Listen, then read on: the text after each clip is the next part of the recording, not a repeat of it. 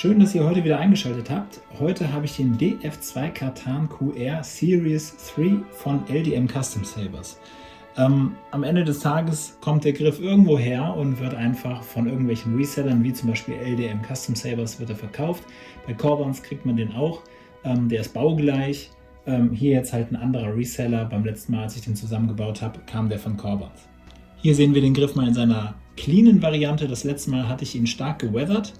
Beziehungsweise nicht ich war das war der liebe Marcel aus dem Discord, einer unserer Experten in Sachen Weathering. Und für alle, die jetzt neu bei dem Kanal sind und den Griff noch nicht gesehen haben, schauen wir uns den Griff mal an. Also der ist ja für ein Cosplay gedacht. Klar, der Griff kommt aus dem Computerspiel, was ich weiß gar nicht, Beginn der 2000er, Ende der 90er erstellt wurde.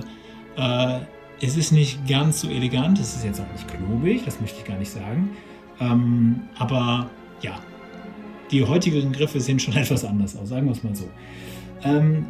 Das größte Manko an dem Griff, damit fange ich direkt mal an, sind weiterhin diese Buttons hier. Die sind da, die sind funktional, okay, aber die sind unangenehm zu drücken. Also ganz ehrlich, diese kleinen Pins, also wenn ich ständig hier den Blaster drücken müsste, da würde ich irgendwann hier so einen Abdruck am Finger kriegen. Das ist ein bisschen unangenehm. Aber sonst ist der Griff echt grundsolide, dickes Material. Hier diese Verbindungsstrebe wackelt jetzt auch nicht drum herum. Wir haben hier auch sehr solides Material hier oben, um die Klinge zu halten. Das Ganze geht hier auch sehr tief runter. Hier ist unsere Feststellschraube. Also er ist sehr leicht, trotzdem sehr solide gebaut. Wir gucken uns jetzt mal das Innere an. Gerade ist der Griff noch ganz leer. Wir sehen hier, wo sind die Pins? Da oben sind sie. Da gucken die Pins raus. Und was wichtig ist, diese Schraube hier sollte nicht ersetzt werden, denn die ist ein bisschen länger als diese hier. Diese hier ragt ein bisschen in den Griff rein. Das hat folgenden Grund. Das liegt an meinem Chassis, das ich gewählt habe. Denn ich möchte am Ende des Tages kein Chassis, das ich mit einer Schraube festklemmen möchte. Ich möchte, dass es geführt wird und dafür ist diese Nut hier oben. Diese Nut findet eben diese Schraube und hält eben das Chassis an Position. Denn wenn ich hier am Ende den Griff verschließe mit der Kappe, passiert es natürlich, weil ich das Chassis ein bisschen quetschen will, dass das Chassis mit dem letzten Dreher auch noch so einen Ruck nach rechts macht. Und das verhindere ich eben, dass diese Schraube hier in der Nut liegt und sich das Chassis so verdreht, sodass halt die Plunger hier oben nicht mehr auf den Tastenlegern liegen. Das verhindere ich damit. So, ja, wir haben hier das Chassis, fangen wir unten an. Wir haben hier einen versenkten 28 mm Speaker, das ist ganz praktisch, da kommt nicht so schnell nichts dran. Einen Killswitch, den legen wir direkt mal um. Genau, wir brauchen Hilfe.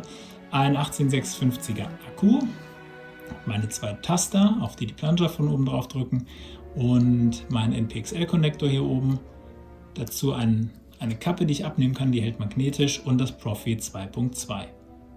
Genau, hier, den muss ich nochmal kleben, sehe ich gerade. Ja, auch bei mir läuft nicht immer alles hundertprozentig. Den setzen wir einfach mal wieder drauf und tun so, als ob nichts gewesen wäre. Aber das klebe ich natürlich gleich noch. Ja, wir haben Swing On, deswegen reagiert er hier. So, wir setzen das Ganze jetzt mal in den Griff. Dabei ist jetzt natürlich darauf zu achten, dass die Nut nach oben guckt. Wir wollen hier auch mit den Pins hier oben nicht irgendwie an den Griff kommen. Deswegen hier so reinschieben bis zum Anschlag. Ansonsten macht hier die Verschlusskappe den Rest. Da muss man nicht viel nachhelfen. So.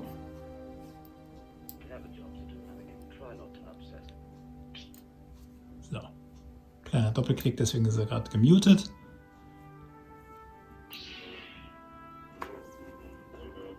Wir setzen jetzt noch schnell die Testklinge rein und hören uns den Sound mal an. So, meine kleine Mini-Testklinge ist drin. Was ich nicht verstehe, hier ist keine gewöhnliche M3-Schraube drin, da ist irgendwas dazwischen. Auf jeden Fall braucht man hier einen Innen-Sechskantschlüssel mit der Größe 1,5.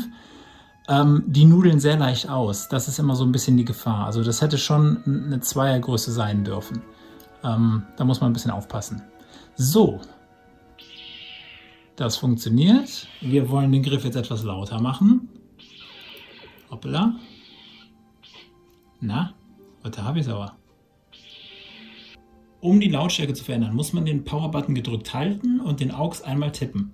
Die Schwierigkeit jetzt hier ist, ich habe hier ein Federblech gedruckt, damit die Buttons oder diese Plunger immer nach unten also aus dem Griff rausgedrückt werden. Wenn ich das nicht mache, landen die ziemlich weit im Griff.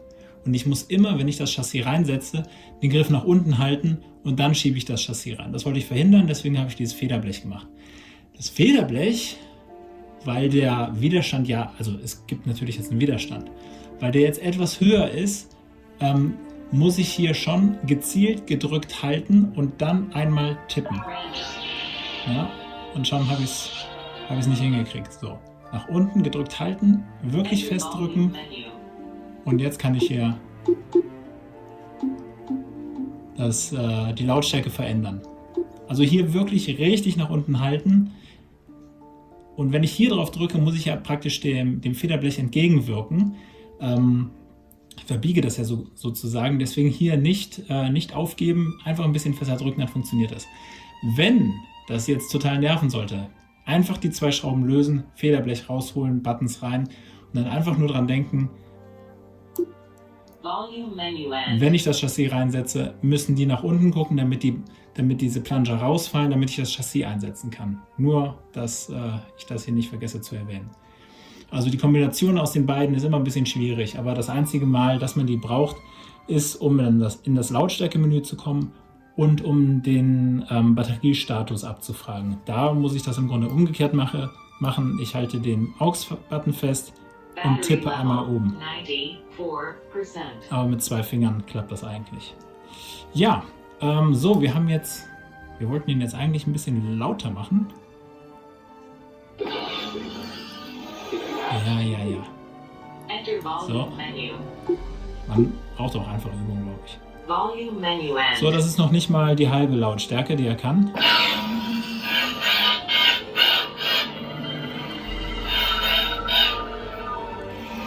Jetzt aber mal einen anderen Font.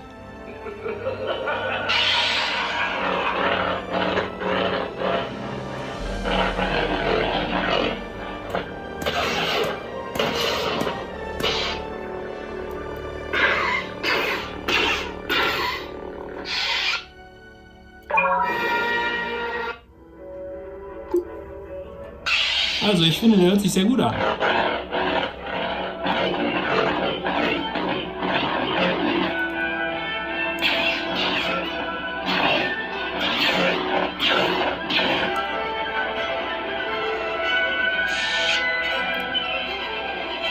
Wie gesagt, und das war noch nicht mal die Hälfte der Lautstärke.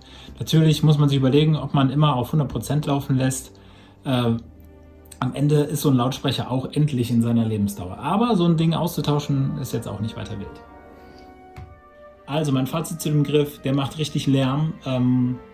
Das ist eine 8, wenn nicht sogar eine 9 von 10 Punkten, was die Qualität angeht und die Basslastigkeit, das ist sehr gut. Ich habe den Griff auch future-proof, was Klingen angeht, gebaut. Das heißt, hier sind genügend Kabel, auch von der Dicke her, um zum Beispiel die Quantum Blade mit genügend Strom zu versorgen oder auch den V3 Pixel Stick von KR. Der Griff liegt gut in der Hand, ist nicht zu schwer. Wie gesagt, das kleine Manko finde ich einmal die Feststellschraube, die hätten sie eine Nummer größer wählen können und dann die Buttons diese Pins, das ist einfach keine gute Fläche, um darauf zu drücken. Ansonsten ist das ein Top-Griff, super verarbeitet und fürs Cosplay ist er gedacht und da wird er wunderbare Arbeit leisten. Wenn ihr Fragen habt, wenn ihr Lichtschwerter habt, die darauf warten, installiert zu werden, wendet euch einfach an mich, ich helfe euch da gerne. Ansonsten sehen wir uns wieder im nächsten Video. Bis dahin, bleibt gesund und bis bald.